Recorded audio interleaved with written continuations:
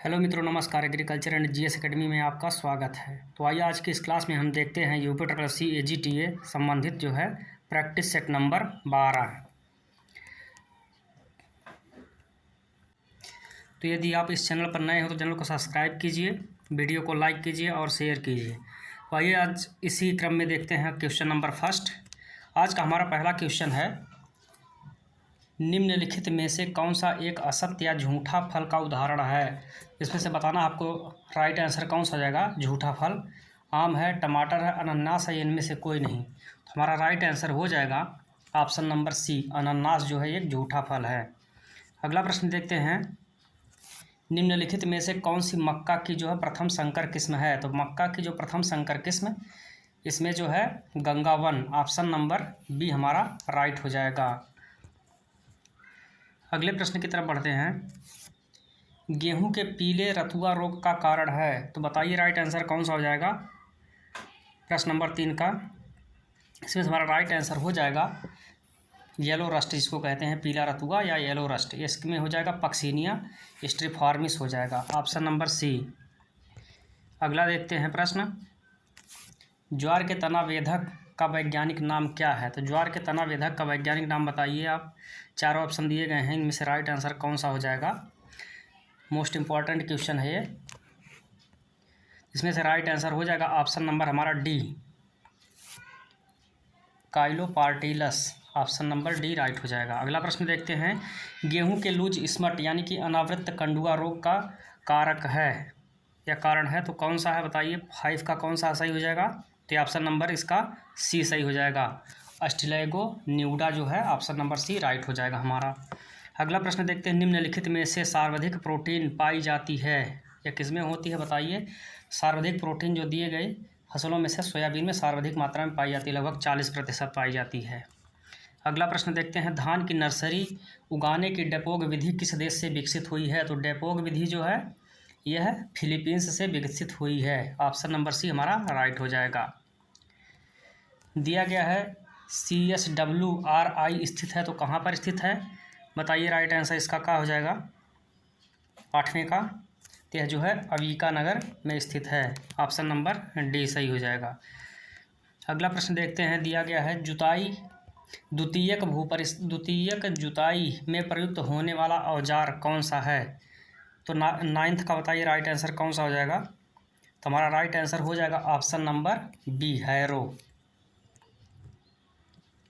अगला प्रश्न देखते हैं, दिया गया है, मृदा संरक्षण की सस्य विधियों में कितने प्रतिशत ढाल तक जो है प्रभावी होती है। तो कितने परसेंट बताइए। 10 का राइट आंसर कौन सा हो जाएगा। तो ऑप्शन नंबर ए राइट हो जाएगा, 2% ढाल। अगला प्रश्न देखते हैं, दिया गया है, आम की मिलीबग अंडे देती है, तो कहाँ पर अंडे देती है। तो यह जो है तने के नीचे जो है मिट्टी में अंडे देती है, तने के आसपास मिट्टी में अंडे देती है, ऑप्शन नंबर सी हमारा हो जाएगा 11 का। अगला प्रश्न देखते हैं, क्वेश्चन नंबर 12 दिया गया है, कौन सा मौसम पूर्वानुमान किसानों के लिए सर्वाधिक उपयोगी माना जाता है। तो यह जो है इसका right answer option number B सही हो जाएगा, मध्यम अवधि मौसम पूर्वानुमान जो है किसानों के लिए सर्वोत्तम या सर्वाधिक उपयुक्त माना जाता है। अगला प्रश्न देखते हैं, दिया गया है, एकमार्क चिन्ह। अगला प्रश्न हमारा दिया गया प्रश्न नंबर 13, एकमार्क चिन्ह लगा होता है, तो किस पर लगा होता है एकमार्क चिन्ह। कृषि उत्पादों पर एकमार्क चिन्ह लगा होता है, ऑप्शन नंबर बी हमारा राइट हो जाएगा। अगला प्रश्न देखते हैं कि फालसा का व्यावसायिक प्रवर्धन किया जाता है, तो किससे किया जाता है फालसा का व्यावसायिक प्रवर्धन बताइए। 14 का राइट आंसर कौन सा हो जाएगा। तो इसका राइट आंसर हो जाएगा ऑप्शन नंबर बी, बीज के द्वारा इसका प्रोपागेशन किया जाता है। PMA किस प्रकार का वाष्पोत्सर्जन पदार्थ है बताइए, कौन सा किस प्रकार का है। तो 15 का राइट आंसर हो जाएगा ऑप्शन नंबर बी, पर्णरंध्र को बंद करने वाला वाष्पोत्सर्जन पदार्थ है। अगले प्रश्न की तरफ चलते हैं, दिया गया है, पलवार यानी कि मल्च के लिए लाभदायक है, तो किसके लिए लाभदायक है। 16 नंबर बताइए। 16 नंबर का राइट आंसर हो जाएगा हमारा उपयुक्त सभी के लिए। मृदा का संरक्षण करता है, मृदा तापमान संयमित होना और मृदा लवणता में कमी, यानी कि ऑप्शन नंबर हमारा डी हमारा सही हो जाएगा। अगले प्रश्न की तरफ बढ़ते हैं, दिया गया पहाड़ी ढाल पर सर्वोच्च मृदा पहाड़ी ढाल पर सर्वोच्च पर सीढ़ीनुमा निर्माण को कहते हैं, तो क्या कहते हैं? 17 का बताइए राइट आंसर कौन सा हो जाएगा? तो इसको बेंच ट्रेस कहते हैं, टेरेस। ऑप्शन नंबर ए हमारा राइट हो जाएगा। निम्न में से कौन सा वृद्धि अवरोधक हार्मोन्स है? तो वृद्धि अवरोधक हार्मोन्स किसे कहते हैं? तो यह जो है एब्सिसिक एसिड को कहते हैं। ऑप्शन नंबर डी हमारा राइट हो जाएगा। अगले प्रश्न की तरफ बढ़ते हैं। प्रश्न दिया गया है, सोयाबीन में एमिजाथापिर शाकनाशी का उपयोग किया जाता है, तो कब करते हैं? यह अंकुरण के पश्चात करते हैं। ऑप्शन नंबर बी हमारा राइट हो जाएगा। अगले प्रश्न की तरफ बढ़ते हैं। दिया गया है, गर्डल बीटल जो है किस फसल का प्रमुख कीट है? तो बताना है आपको राइट आंसर कौन सा हो जाएगा। तो 20 का राइट आंसर हो जाएगा सोयाबीन का है, या गर्डल बीटल जो होता है या सोयाबीन का कीट है। जीरो टिलेज तकनीक किसके लिए उपयुक्त होती है? तो जीरो टिलेज तकनीक जो होती है बलुई मृदा में सर्वाधिक उपयुक्त रहती है। ऑप्शन नंबर ए हमारा राइट हो जाएगा। अगला प्रश्न दिया गया, फसल क्षेत्र में उगने वाले खरपतवारों को क्या कहते हैं? फसल के क्षेत्र में उगने वाले खरपतवार को क्या कहते हैं? तो यह जो है अविकल्पी खरपतवार कहते हैं। ऑप्शन नंबर डी हमारा राइट हो जाएगा। प्रश्न नंबर 23 देखते हैं, गेहूं के खेत में कुछ सरसों के पौधे उग जाएं तो उसे कहते हैं, क्या कहेंगे? बताइए 23 का राइट आंसर कौन सा हो जाएगा? तो ऑप्शन नंबर हमारा सी राइट हो जाएगा, रिलेटिव खरपतवार कहते हैं। अगला प्रश्न देखते हैं। दिया गया है, वह कौन था जिसने वीड शब्द का प्रयोग सबसे पहले किया था? तो जो है जेथ्रो टुल जी ने वीड शब्द का यानी खरपतवार शब्द का सर्वप्रथम प्रयोग किया था। ऑप्शन नंबर बी हमारा राइट हो जाएगा। निम्न में से खरपतवार अवर्णात्मक शाकनाशी, मतलब कि जो है अवर्णात्मक नॉन सेलेक्टिव, जो सेलेक्टिव मतलब चयनित नहीं करता है, वह सभी पर असर करता है, जो होता है पैराक्वाट, या सभी को खत्म करता है। ऑप्शन नंबर बी राइट हो जाएगा, पैराक्वाट। अगला प्रश्न देखते हैं, प्रोटीन संश्लेषण का सही क्रम है? तो प्रोटीन संश्लेषण का सही क्रम ऑप्शन नंबर इसमें हमारा बी जो है राइट हो जाएगा, डीएनए के बाद आरएनए, आरएनए से एमिनो एसिड से प्रोटीन, यही भी हमारा राइट आंसर हो जाएगा। ऑप्शन नंबर बी 26 का। अगला प्रश्न देखते हैं। दिया गया है, जीन के लिए जीन परिकल्पना है, जीन के लिए जीन परिकल्पना बताइए, इसमें से राइट आंसर कौन सा हो जाएगा? तो हमारा 27 का राइट आंसर हो जाएगा ऑप्शन नंबर ए। परपोषी के प्रत्येक रोधिता जीन के लिए रोगजनक में एक विशेष उग्रता जीन होता है, इसलिए ऑप्शन नंबर हमारा ए राइट हो जाएगा। अगला देखते हैं, प्योर लाइन वैरायटी है। प्योर लाइन वैरायटी कैसी होती है? तो प्योर लाइन जो होता है होमोजाइगस और होमोजीनस होते हैं। ऑप्शन नंबर बी हमारा राइट हो जाएगा। 28 के बाद देखते हैं प्रश्न नंबर 29।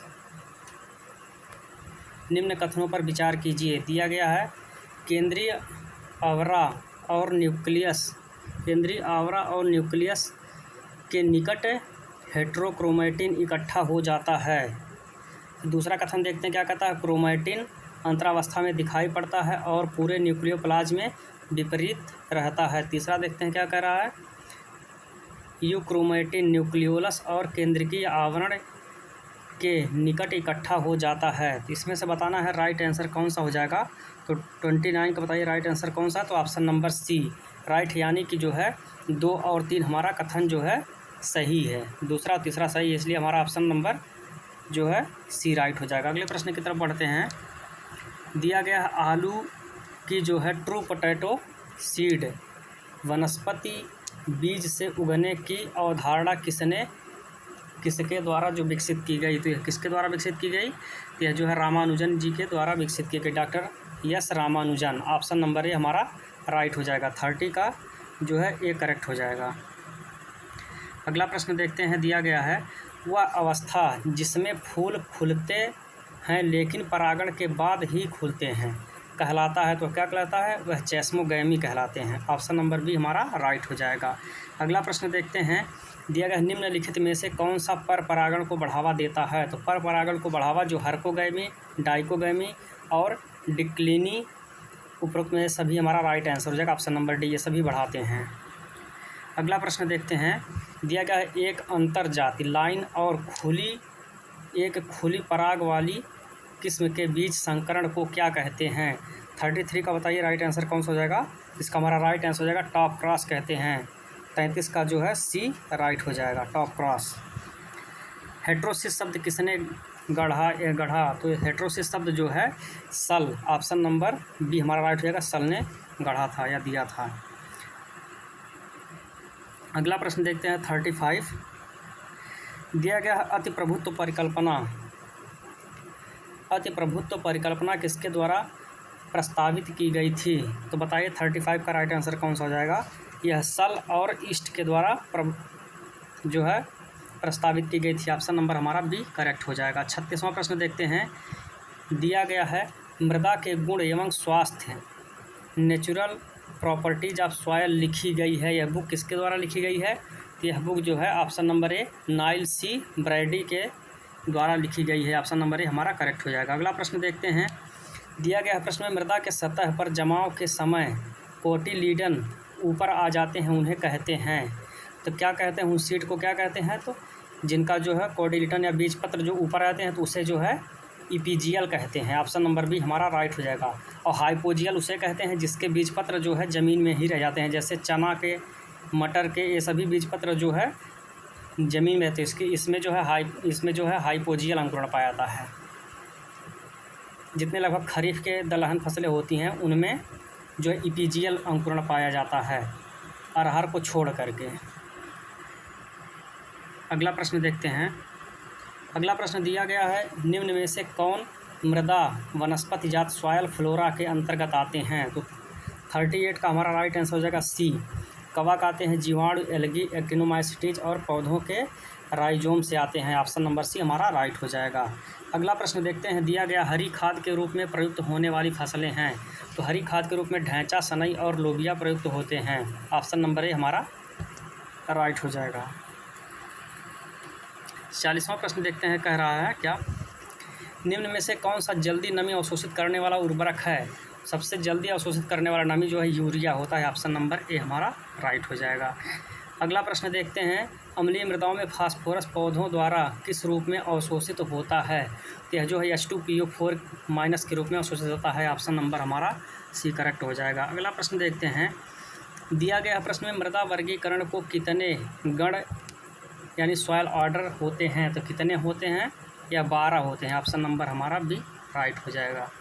अगला प्रश्न देखते हैं। दिया गया प्रश्न में जैव उर्वरक होते हैं कौन कौन से होते हैं? नाइट्रोजन स्थिरीकारक भी होते हैं, फास्फोरस घोलक होते हैं और कार्बनिक पदार्थ जो है विघटनकारी होते हैं। उपरोक्त में से डी हमारा राइट हो जाएगा। अगले प्रश्न की तरफ चलते हैं। प्रश्न नंबर हमारा 44। दिया गया प्रश्न में पूछ रहा है बाईयूरेट का रासायनिक संगठन है, इसका राइट आंसर कौन सा हो जाएगा बताइए? इसमें हमारा राइट आंसर हो जाएगा option number B NH2CO NHCO NH2 B हमारा राइट आंसर हो जाएगा। अगला प्रश्न देखते हैं। ISSS इसका हो जाएगा ISSS international society of soil science के अनुसार सिल्ट कण का व्यास होता है, तो कितना होता है? तो यह जो है सिल्ट कण का व्यास, ऑप्शन नंबर इसका सी करेक्ट हो जाएगा। 0.02 mm से लेकर 0.002 mm तक जो है सिल्ट का व्यास होता है, और क्ले का होता है 0.002 mm से कम होता है। अगले प्रश्न की तरफ बढ़ते हैं। अगला प्रश्न दिया गया है निम्न में से कौन आग्नेय शैल है? बताइए राइट आंसर कौन सा हो जाएगा? 46 का। तो आग्नेय शैल जो होती है बेसाल्ट है, ऑप्शन नंबर जो है हमारा सी सही हो जाएगा। केंद्रीय उर्वरक गुणवत्ता नियंत्रण एवं प्रशिक्षण संस्थान कहाँ पर स्थित है? यह जो है ऑप्शन नंबर ए फरीदाबाद में स्थित है, ऑप्शन नंबर ए हमारा राइट हो जाएगा। केंद्रीय उर्वरक गुणवत्ता एवं नियंत्रण प्रशिक्षण संस्थान फरीदाबाद में है। अगला प्रश्न देखते हैं। दिया गया अमोनियम सल्फेट में नाइट्रोजन एवं सल्फर की मात्रा क्रमशः कितना होती है? तो 48 का हमारा बताना है। 48 हमारा राइट आंसर हो जाएगा ऑप्शन नंबर सी। 20% नाइट्रोजन और 24% जो है सल्फर पाया जाता है। अगला प्रश्न देखते हैं। प्रश्न नंबर 49। एस्परजिलस अवामोरी एक घोलक के रूप में कार्य करता है, तो किसके घोलक के रूप में? यह अवामोरी एक फास्फोरस घोलक जो है जैव उर्वरक है, ऑप्शन नंबर सी हमारा राइट हो जाएगा। निम्न में से कौन सी केचुए की प्रजाति जो वर्मी कंपोस्ट बनाने में काम आती है, वर्मी कंपोस्ट में काम आती है, तो यह कौन सा है बताइए? तो इसका राइट आंसर हो जाएगा option number A, Eisenia foetida. Option number A हमारा राइट हो जाएगा। अगला प्रश्न देखते हैं। यहाँ से इको अर्थ एक्सटेंशन एजुकेशन का जो प्रश्न चालू हो गया। अधिग्रहण चक्र में नए विचारों को सर्वप्रथम अंगीकरण करने वाले युवा एवं साहसी एवं जो है सर्वसंपन्न लोग कहलाते हैं। क्या कहलाते हैं? यह जो प्रवर्तक या इनोवेटर कहलाते हैं। ऑप्शन नंबर ए हमारा राइट हो जाएगा। अगला प्रश्न देखते हैं। दिया गया है विचार विमर्श कर किसी नए विचार को अंगीकृत करना किस श्रेणी में आता है? तो आपको बताना है 52 का राइट आंसर कौन सा हो जाएगा। इसका राइट आंसर हो जाएगा ऑप्शन नंबर सी, प्रारंभिक बहुमत अभिग्रहण। ऑप्शन नंबर सी हमारा सही हो जाएगा। अगला प्रश्न देखते हैं। दिया गया है सामान्य जनसंख्या में प्रारंभिक अभिग्रहणकर्ता की प्रतिशत संख्या होती है, कितनी होती है? 53 का बताना है। 53 का हमारा राइट आंसर होगा 13.5%, 13.5%। ऑप्शन नंबर बी हमारा सही हो जाएगा। एक्सटेंशन जो है प्रसार शिक्षा, एक्सटेंशन एजुकेशन के जनक हैं, तो यह जो है के.एन. सिंह हैं। ऑप्शन नंबर सी सही होगा। 54 का भारत में जो के.एन. सिंह है और उस तरह से कहा जाएगा तो जे.पी. लीगन्स होगा। इसमें राइट आंसर हमारा हो जाएगा जे.पी. लीगन्स। यह विश्व स्तर पे हैं जे.पी. लीगन्स और के.एन. सिंह भारत में। अगले प्रश्न की तरफ चलते हैं। दिया गया प्रसार, एक्सटेंशन एवं प्रदर्शन के जनक कौन से हैं? ऑप्शन नंबर हमारा सी राइट हो जाएगा, डॉक्टर सीमन ए नैप। ऑप्शन नंबर सी हमारा सही हो जाएगा। वह बाजार जिसमें किसी वस्तु के केवल 2 विक्रेता हों कहलाता है, वह कौन सा बाजार कहलाता है? 56 का बताइए राइट आंसर कौन सा हो जाएगा। यह जो है 2 विक्रेता बाजार कहलाता है। ऑप्शन नंबर बी हमारा राइट हो जाएगा। अगला प्रश्न देखते हैं। प्रोसेसिंग कृषि उपज किस उपयोगिता को बढ़ाता है? तो 57 का हमारा राइट आंसर बताइए कौन सा हो जाएगा। 57 का तो ऑप्शन नंबर बी हमारा सही हो जाएगा, फार्म या रूप उपयोगिता या फार्म उपयोगिता। ऑप्शन नंबर बी सही हो जाएगा। वस्तुओं को समान रंग, रूप या आकार एवं प्रकार में वर्गीकृत करने को कहते हैं, तो क्या कहते हैं? यह ग्रेडिंग कहते हैं या श्रेणीकरण कहते हैं। ऑप्शन नंबर सी हमारा राइट हो जाएगा। अगला प्रश्न देखते हैं। जिनमें वस्तुओं के कुछ क्रेता होते हैं लेकिन उनकी संख्या अधिक नहीं होती, ऐसे बाज़ारों को कहते हैं। किस प्रकार का बाज़ार कहेंगे? 59 का बताइए राइट आंसर कौन सा हो जाएगा। तो इसका राइट आंसर हो जाएगा ऑप्शन नंबर डी, अल्प क्रेताधिकार बाज़ार। इसमें हमारा राइट आंसर हो जाएगा ऑप्शन नंबर डी, अल्प क्रेताधिकार बाज़ार, ओलिगोप्सोनी बाज़ार मार्केट। अगला प्रश्न देखते हैं। यहाँ से पशुपालन का शुरू हो गया प्रश्न। भैंस, बैल व ट्रैक्टर जैसी वस्तुओं को खरीदने के लिए बैंकों द्वारा प्रकार का ऋण दिया जाता है, तो किसानों को किस प्रकार का ऋण दिया जाता है? तो यह जो हम मध्यमकालीन ऋण दिया जाता है। ऑप्शन नंबर बी हमारा राइट हो जाएगा। अगला प्रश्न देखते हैं। दिया गया है भारतीय बकरी की नस्ल में किस नस्ल की बकरी का आकार बड़ा होता है? यह जो है जमुनापारी का आकार बहुत बड़ा होता है अन्य बकरियों के अपेक्षा। ऑप्शन नंबर सी हमारा राइट हो जाएगा। अगला प्रश्न देखते हैं। दिया गया है कृत्रिम गर्भाधान विधि में एक सांड के वीर्य से 1 वर्ष में कितनी गायें जो है गर्भित की जा सकती हैं? इसका राइट आंसर हो जाएगा ऑप्शन नंबर ए, 100 गायों को गर्भित किया जा सकता है। 62 का हमारा राइट आंसर हो जाएगा ऑप्शन नंबर ए। नेक्स्ट क्वेश्चन है हमारा, निम्न में से कौन सी संकर गाय की नस्ल है? तो संकर गाय की नस्ल जो है एक करन स्विस है। ऑप्शन नंबर डी हमारा राइट हो जाएगा। दिया गया संकर नस्ल की बछियों में बछड़ियों में जो है वयस्कावस्था की औसत आयु कितनी होती है? यह जो है संकर नस्ल की 18 माह होती है। ऑप्शन नंबर सी बी हमारा राइट हो जाएगा। ऑप्शन नंबर बी 18 माह। अगला प्रश्न देखते हैं। विश्व में भेड़ के किस नस्ल में महीन ऊन प्राप्त की जा सकती है? तो महीन ऊन किस भेड़ से प्राप्त किया था बताइए। 65 का राइट आंसर हमारा कौन सा हो जाएगा? तो राइट आंसर हो जाएगा हमारा ऑप्शन नंबर डी, मेरिनो भेड़ से। अगला प्रश्न देखते हैं। यहाँ से कंप्यूटर के प्रश्न शुरू हो जाएंगे। प्रश्न नंबर हमारा 66 है। कंप्यूटर के डेटा को अस्थायी रूप से संग्रहित करने के लिए कौन सी मेमोरी का उपयोग किया जाता है? तो 66 का ऑप्शन नंबर हमारा बी हो जाएगा सही, ROM, read only memory. B option हमारा राइट हो जाएगा। अगला प्रश्न देखते हैं, दिया गया है HTTP का पूरा नाम क्या होगा? बताइए, चारों ऑप्शन दिए गए हैं, इसमें हमारा बी राइट हो जाएगा, hypertext transfer protocol secure. Option number B हमारा राइट हो जाएगा। अगला प्रश्न देखते हैं, दिया गया है WAN वाइड एरिया नेटवर्क के संदर्भ में निम्न में से कौन सा कथन सही है? 68 का बताना है राइट आंसर हमारा कौन सा हो जाएगा? तो राइट आंसर इसमें हो जाएगा ऑप्शन नंबर सी, लंबी दूरी के ट्रांसमिशन के कारण जो है WAN में नॉइज और एरर अधिकतम होती है। यही हमारा जो है सत्य कथन है, राइट है। ऑप्शन नंबर सी हमारा राइट हो जाएगा। 68वां प्रश्न देखते हैं, 69वां प्रश्न है, दिया गया है ALU का कार्य है। 69 का बताइए राइट आंसर कौन सा हो जाएगा? तो ALU का कार्य जो है अंकगणितीय और तार्किक संचालन करना होता है। ऑप्शन नंबर हमारा बी करेक्ट हो जाएगा। अगला प्रश्न देखते हैं, यूनिक्स ऑपरेटिंग सिस्टम किसका ट्रेडमार्क है? तो बताइए 70 का राइट आंसर कौन सा हो जाएगा? इसमें हमारा राइट आंसर हो जाएगा option number B, the open group. The open group option number B हमारा सही हो जाएगा। दिया गया है लिनक्स किस किस्म का सॉफ्टवेयर है? 71 का बताना है आपको राइट आंसर कौन सा हो जाएगा? इसमें सब राइट आंसर हो जाएगा हमारा option number C, open source. 72 प्रश्न देखते हैं, एक टाइम शेयरिंग ऑपरेटिंग प्रणाली का प्रमुख उद्देश्य है, क्या है? 72 का बताइए राइट आंसर कौन सा हो जाएगा? इसका राइट आंसर हो जाएगा option number B, provide fast response to each user of the computer.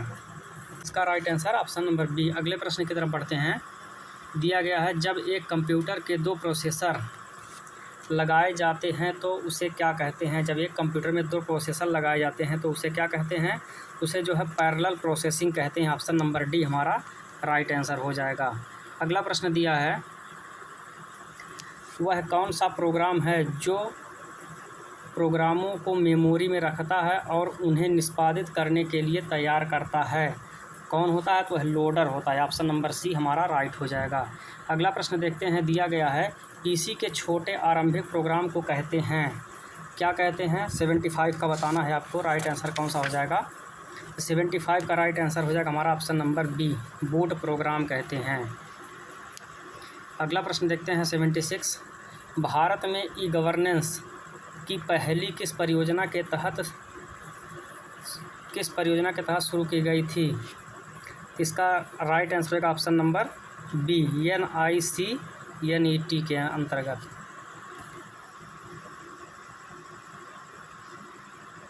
अगला प्रश्न देखते हैं, दिया गया है भारत में ई गवर्नेंस को बढ़ावा देने के लिए शुरू की गई डिजिटल इंडिया पहल का मुख्य उद्देश्य क्या है? 77 का बताइए राइट आंसर क्या होगा? इसका हमारा राइट आंसर हो जाएगा उपरोक्त में से सभी। तो पहला देख रहे हैं डिजिटल भुगतान को प्रोत्साहित करना, दूसरा है डिजिटल साक्षरता को बढ़ाना, तीसरा है ग्रामीण क्षेत्रों में इंटरनेट की पहुंच को सुनिश्चित करना। तो इसलिए हमारा ऑप्शन नंबर डी इसमें राइट हो जाएगा। अगला प्रश्न देखते हैं, दिया गया है डिजिटल वित्तीय समावेशन फाइनेंशियल इंक्लूजन में PMJDY का क्या जो है महत्व है? तो बताइए 78 में कौन सा सही हो जाएगा? इसमें हमारा राइट आंसर हो जाएगा ऑप्शन नंबर ए, यह ग्रामीण क्षेत्रों में बैंकिंग सुविधाओं तक पहुंच सुनिश्चित करता है। ऑप्शन नंबर ए हमारा जो है राइट हो जाएगा। अगला प्रश्न देखते हैं 79 का, दिया गया प्रश्न में भारत में आधार इनेबल पेमेंट सिस्टम AEPS का उद्देश्य क्या है? तो बताना है आपको AEPS का क्या उद्देश्य है। इसका उद्देश्य जो है ऑप्शन नंबर बी हमारा सही हो जाएगा, आधार लिंक्ड बैंक खातों में लेन देन को सक्षम बनाना। ऑप्शन नंबर बी हमारा सही हो जाएगा। अगला प्रश्न देखते हैं, दिया गया है प्रश्न नंबर 80, यहाँ से उत्तर प्रदेश सामान्य ज्ञान के प्रश्न चालू हो जाएंगे। नीचे दिए गए कथनों पर विचार करें। IMPS इमीडिएट पेमेंट सर्विस एक रियल टाइम फंड ट्रांसफ़र सेवा है। हाँ, ये सत्य है। दूसरा देखते हैं, IMPS केवल बैंक शाखाओं के माध्यम से संचालित होती है। नहीं, ये जो है गलत है। तीसरा देखते हैं, IMPS को 24/7 उपयोग किया सकता है। हाँ, ये सत्य है। तो ऑप्शन नंबर जो हमारा 1 और 3 कथन सही है, इसलिए ऑप्शन हमारा बी राइट हो जाएगा। ऑप्शन नंबर बी हमारा राइट हो जाएगा। अगला प्रश्न देखते हैं। दिया गया है, निम्न में से कौन सा कथन गलत दिया गया है। इसमें से हमारा जो है गलत कथन दिया है 81 का जो डी है, इसमें गलत कथन है। राजस्थान 3 जिलों से सीमा साझा नहीं करता। यह जो है उत्तर प्रदेश से 2 जिलों से सीमा साझा करता है। और इसमें देखें तो उत्तराखंड, नेपाल और बिहार 7 जिलों से सीमा साझा करते हैं। सही है। हरियाणा जो है 6 जिलों से सीमा बनाता है। उत्तराखंड, हिमाचल प्रदेश, झारखंड, छत्तीसगढ़ एक जिले सीमा बनाते हैं। इसलिए इसमें जो गलत कथन दिया गया है ऑप्शन नंबर डी है। अगला प्रश्न देखते हैं। दिया गया है, निम्न में से कौन सा जिला हरियाणा से सीमा साझा नहीं करता है। तो 82 का हमको बताना है राइट आंसर कौन सा हो जाएगा। 82 का राइट आंसर हो जाएगा ऑप्शन नंबर डी, गाजियाबाद। यह जो है हरियाणा से सीमा साझा नहीं करता है। अगला प्रश्न देखते हैं।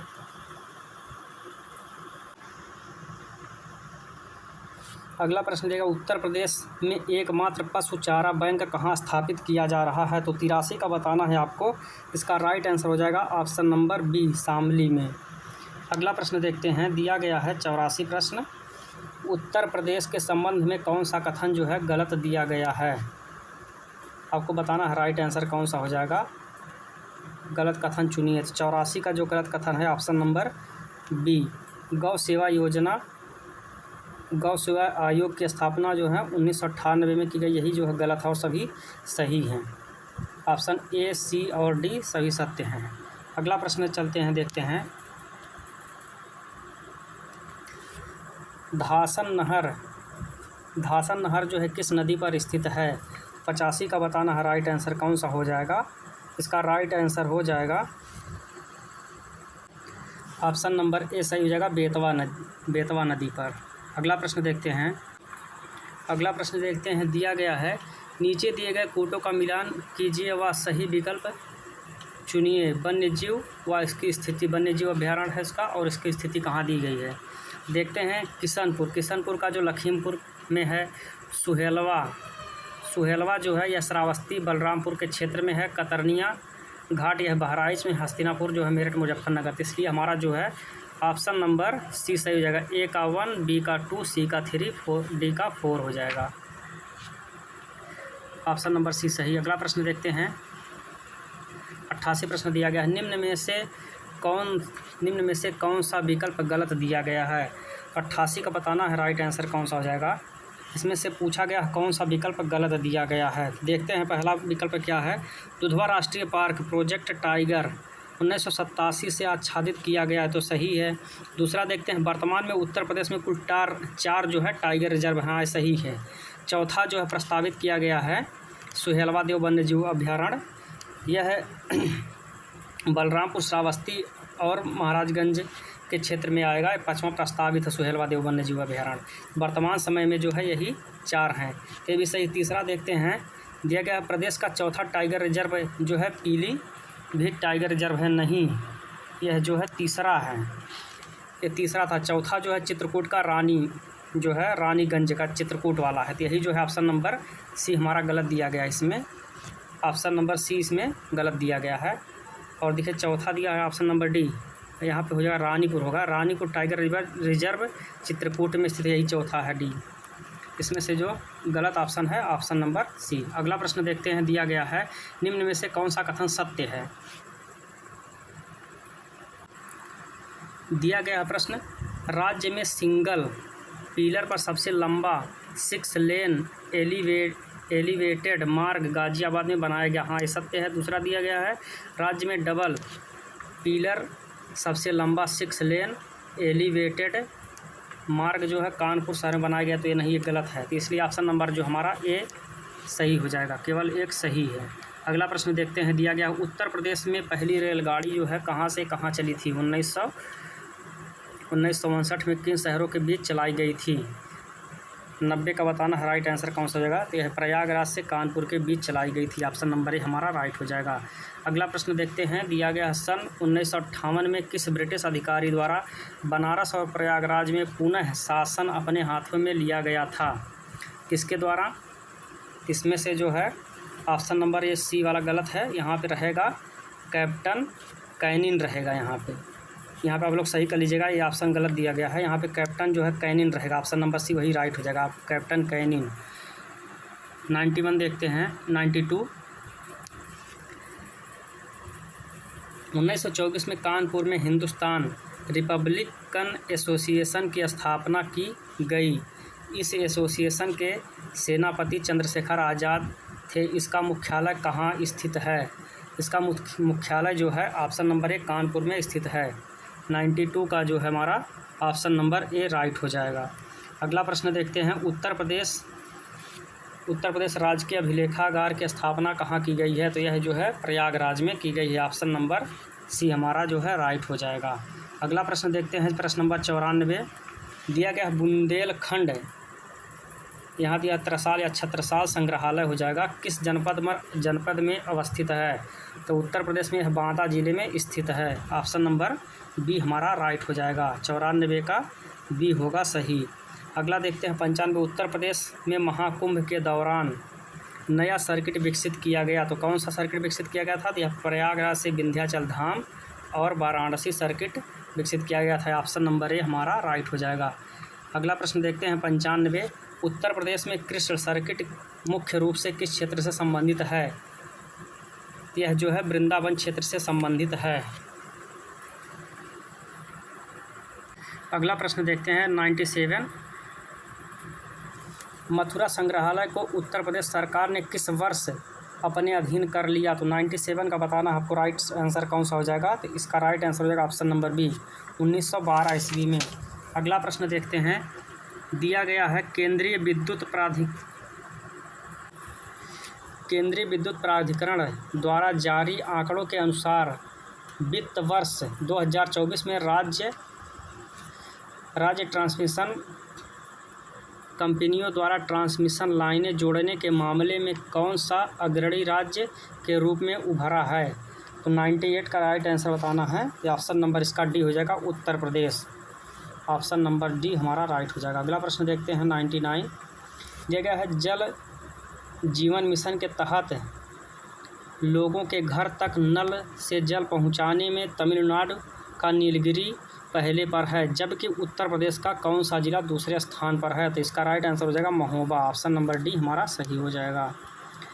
100वां प्रश्न देखते हैं, दिया गया उत्तर प्रदेश सरकार ने स्कूली बच्चों की सुरक्षा सुनिश्चित करने के लिए आधिकारिक तौर पर कौन से पोर्टल और मोबाइल एप्लीकेशन लॉन्च किया है? तो ऑप्शन नंबर इसका सी हो जाएगा राइट आंसर, आप मिशन भरोसा, ऑप्शन नंबर सी सही हो जाएगा। आज का अंतिम प्रश्न था, फिर कल मिलते हैं आपसे अगले नेक्स्ट प्रैक्टिस सेट को लेकर के, तब तक के लिए नमस्कार, धन्यवाद।